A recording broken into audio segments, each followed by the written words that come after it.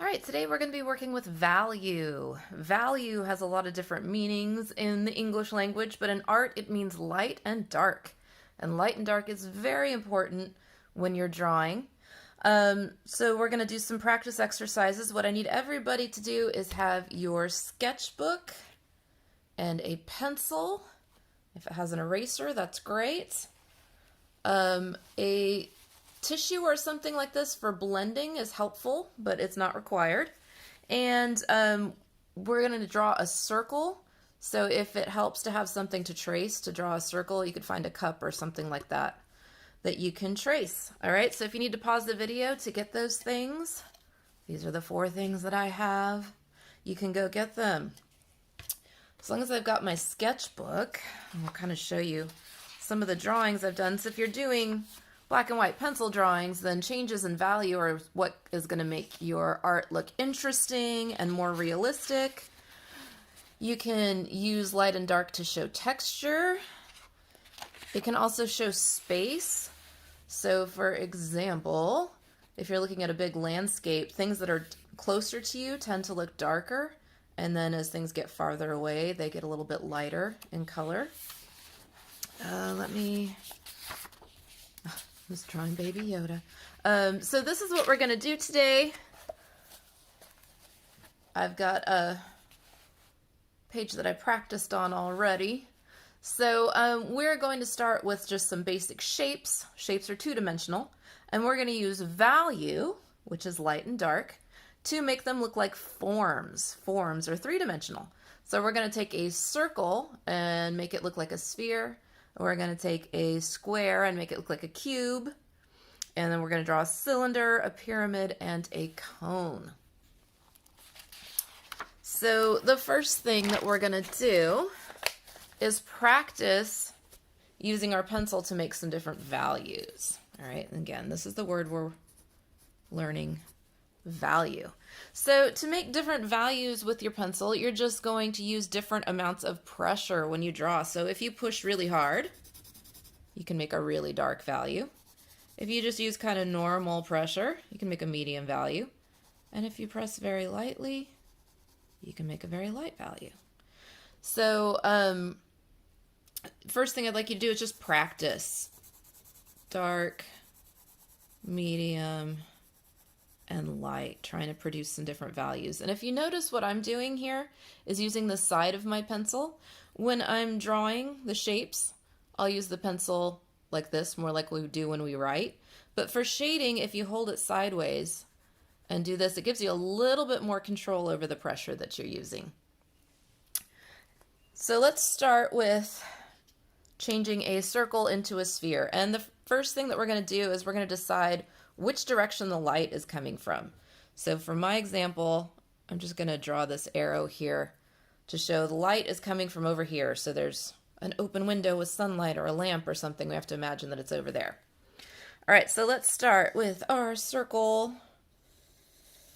Again, if you have something to trace, that's helpful. If you want to draw freehand, that's fine.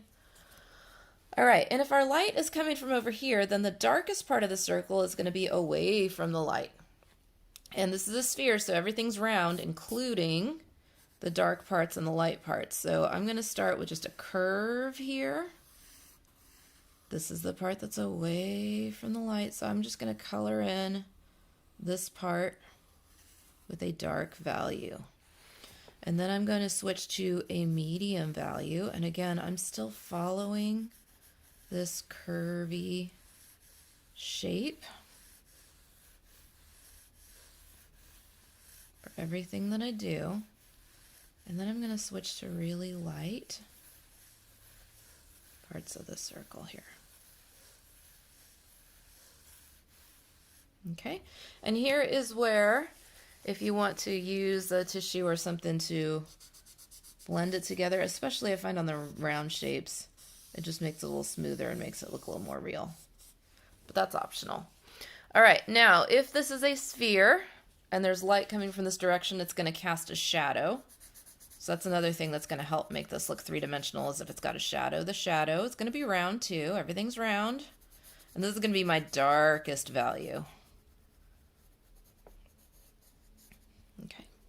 Another thing that'll happen if you want to get a little more advanced is that there's going to be a little bit of a reflection from the table or wherever the sphere is sitting, so there'll be a little light edge to it. If you want to take your eraser and make that can help. All right, so, and I'm just thinking that my dark value needs to be just a little bit darker here. All right, so that's first step. That's the sphere. Next, we're going to do a square and change it into a cube. So I'm going to draw a square, and again, if you have a ruler and you want to be real exact, you can make perfect straight edges. I'm doing this one freehand, but I'm kind of going slow and doing it light to try to get it just as close as I can to being a square. And then we're going to change the square into a cube, first of all, by drawing some diagonal lines. I'm going to start at this corner and draw a diagonal line going this way. And then I'm going to try to make my other diagonal lines parallel to this one. I'm going to do one right over here, coming off of this corner. So I'm going to make it go in about the same direction as this one, and then same thing down here. Another diagonal line down here. And then I need some straight up and down lines to be first the back edge of the cube.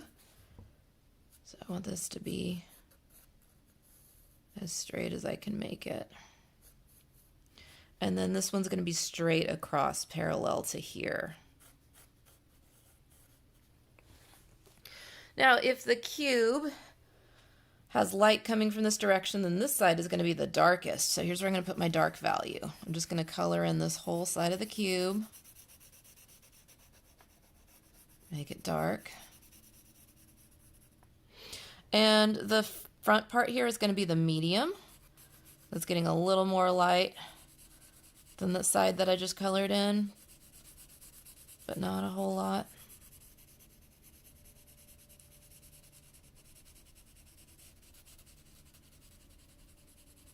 And then the top part's going to be light, so I'm just barely going to color it at all.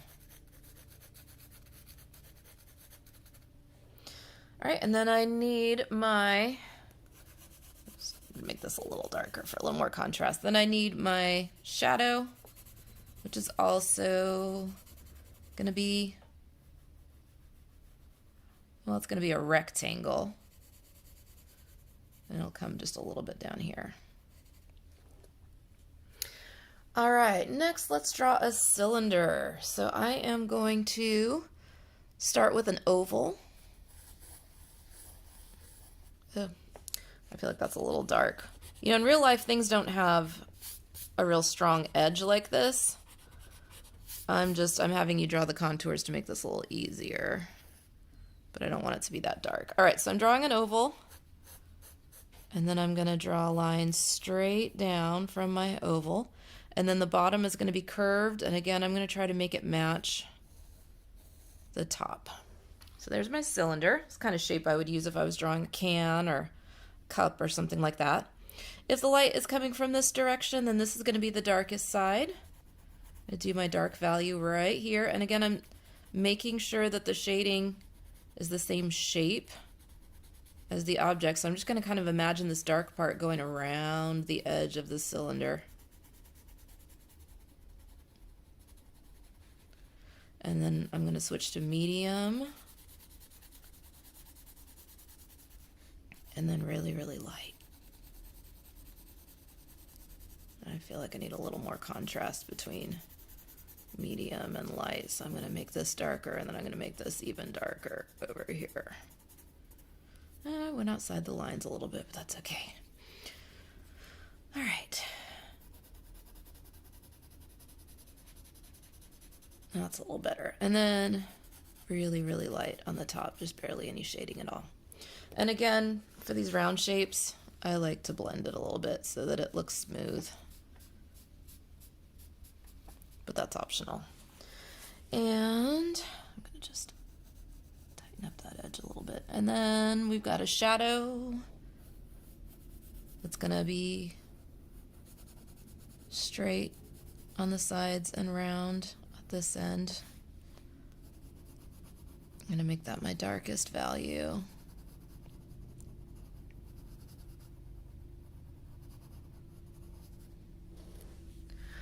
All right, now we're gonna do some triangle type shapes.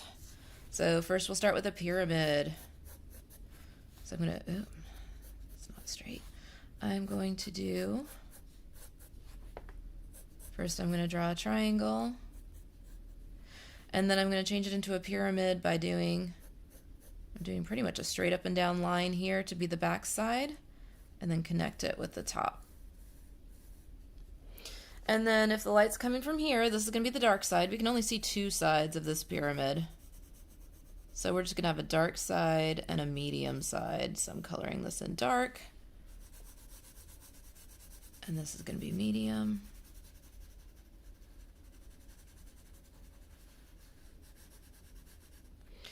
And then my shadow will be pretty much a triangle. And it'll be darker.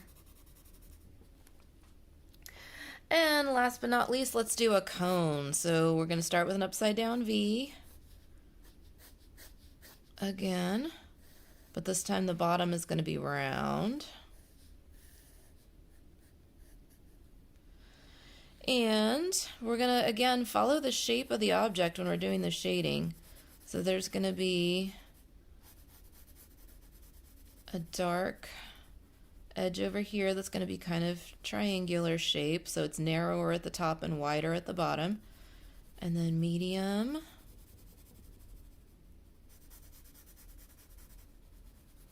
And then light. And again, you can blend if you want to.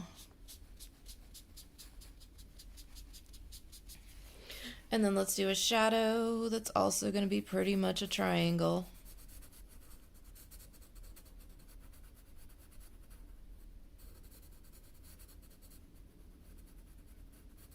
And with the round shapes, if you want to do that reflected edge at the bottom like I did